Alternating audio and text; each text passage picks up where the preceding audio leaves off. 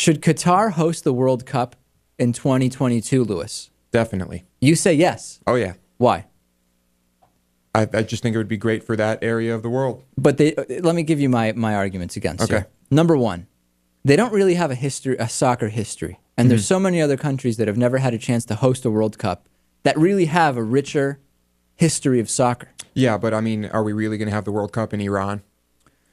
No, but why do we need that? Well, there's a lot of history of soccer there. Even without Iran, we can still have many of other places. Here's the real issue, though. But if you had to pick somewhere in the Middle East. Well, who says we have to? Well, let's just say that's the area. Where would it be? I don't know. I'm not sure. What other teams, what other Middle East teams, anybody back there know? What other Middle East countries have soccer teams that are somewhat... Iraq. I'm pretty sure Iraq does. Yeah. We're obviously not going to have one there. Yeah. Libya? Iran does. We can't hear him.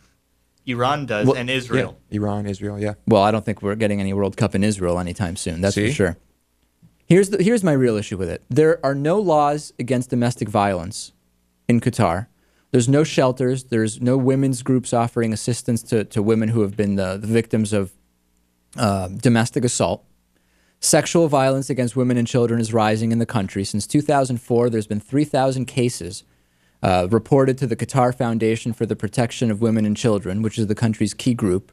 And in a related issue, and this impacts men and women, Qatar is a known transit and destination point for human trafficking.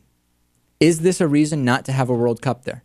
And having a World Cup is a huge boom to the economy. Mm-hmm. It is a huge honor. Should we be rewarding countries that are doing that? But think about it this way. Having the World Cup there could have a social impact on the area. I get that. It could be a good thing. It could be a catalyst for change. Here's the thing. I know that this last World Cup was very recent. South Africa, women's rights exist on paper, but there's significant violence and discrimination. From the research I've done, there's no indication that anything has improved. I know it's only been a few months. We'll see some years from now. Women continue to face discrimination in law and in practice. They are inadequately protected, violence within the family. Family law discriminates against women. I don't know.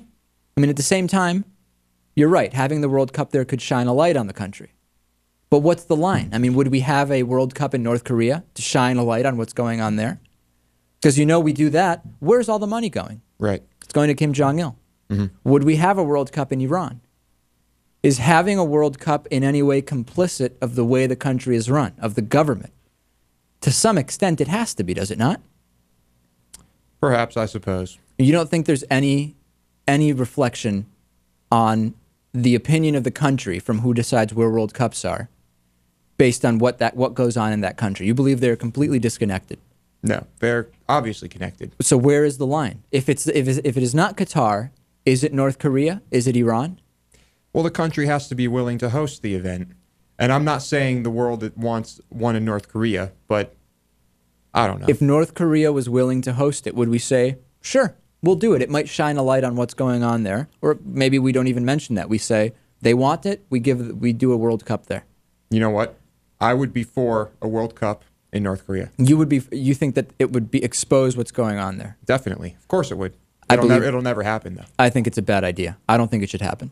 Let's take a break. We'll come back. Today on the bonus show, we will be talking about some interviews that we're working on.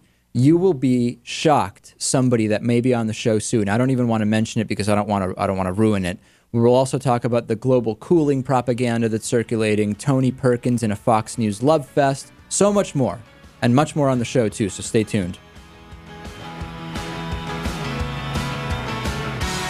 The David Pakman Show at davidpakman.com.